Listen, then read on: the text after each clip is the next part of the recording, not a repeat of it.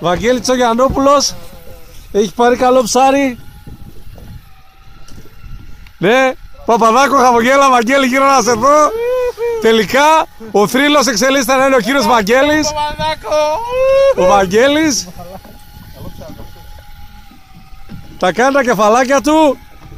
Άμα το χάσουμε και αυτό θα πηδήξω μέσα. Δεν την παλεύω. Δεν την παλεύω. Στο 92 στις καθυστερήσεις. Ναι, το στοίχημα τι το έδινε? Νομίζω άσα ημιχρονό διπλό τελικό.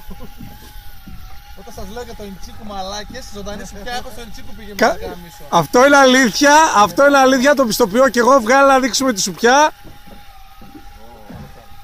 Κράς στην αγορά της σουπιάς, όχι κράς, κράχ. Στην αγορά της σουπιάς. Όχι. Τίποτα, όπως το έχεις καλά το. Α, θα κουραστεί αυτό. Τώρα μόνο σε παίρνει, δεν παίρνει. Είναι μεγάλο ψάχνω, είναι πάνω από 6 κιλά. Σιγά που είναι πάνω από 6-7 ρε. Είναι. Είναι. Βγάλε γάτζο, βγάλε γάτζο. Όχι κύριε, θα το πάρουμε. Τόση ώρα δεν μαζεύει το μηχανάκι. Θα ξέρεις. Αυτός αφήνει. Τι εννοείς, Δεν κάνα πελαγής, αυτό φοβάμαι. δεν μαζεύει το μηχανάκι? Τόση ώρα τον παίρνει. Θα με τρελάνετε τώρα. Τα φρένα, μην αφήνω. Τόση ώρα τον παίρνει. Α, Δεν έχει πάρει φρένο καθόλου. εκεί εγώ τι περιμένω, γράφει το κινητό μια ώρα. Δεν περιμένω, δεν το παίρνει τώρα.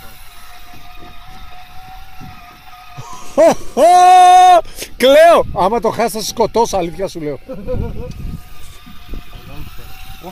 Δεν πάω να έχει. Ανέβασε μια.